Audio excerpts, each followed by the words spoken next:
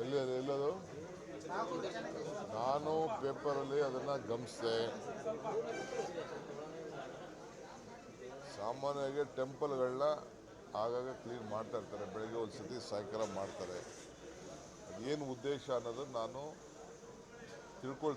ತಿಳ್ಕೊಂಡು ಅದ್ರ ಬಗ್ಗೆ ಮುಜರಾಯಿ ಇಲಾಖೆಯಲ್ಲಿ ಆ ಸಂಬಂಧಪಟ್ಟಂಥ ಜಿಲ್ಲಾ ಮಿನಿಸ್ಟರ್ ಆಗಲಿ ಅದ್ರ ಬಗ್ಗೆ ಮಾತಾಡೋಂಥ ವ್ಯವಸ್ಥೆನ ನಾವು ಮಾಡ್ತೀವಿ. ಆ ಥರ ನಮ್ಮಲ್ಲಿ ಯಾವುದು ಆ ಥರ ಅಸ್ಪೃಶ್ಯತೆ ಎಲ್ಲ ಇಲ್ಲ. ನಮ್ಮಲ್ಲೆಲ್ಲ ಒಂದೇ.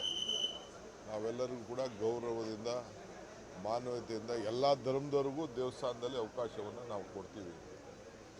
ಸೊ ಯಾರು ನಮ್ಮಲ್ಲಿ ಇಡೀ ರಾಜ್ಯದಲ್ಲಿ ಎಲ್ಲೂ ಕೂಡ ಆ ಪರಿಸ್ಥಿತಿ ಇಲ್ಲ. ನಂಬರ್ 1. 7ನೇ ತಾರೀಕು ಈ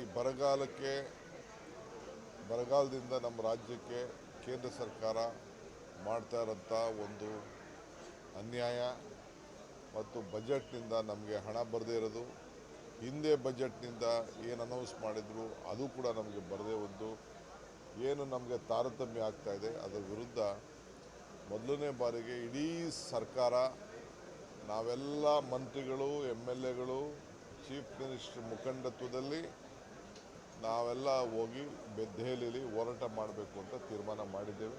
ಒಂದಿನ ಹೋಗ್ತಾ ಇದ್ದೇವೆ. ಅದಕ್ಕೆಲ್ಲ ನಮ್ಮ ಶಾಸಕರು, ಸಂಸತ್ ಸದಸ್ಯರು, ವಿಧಾನ ಪರಿಷತ್ ಸದಸ್ಯರು, ಮಂತ್ರಿಗಳ ಆದಿಯಾಗಿ ನಾವು ಆ ಪ್ರತಿಭಟನೆಯಲ್ಲಿ ನಮ್ಮ ಧ್ವನಿಯನ್ನು ದೆಹಲಿಗೆ ಮುಟ್ಟಿಸುವಂಥ ಕೆಲಸವನ್ನು ಮಾಡ್ತೀವಿ.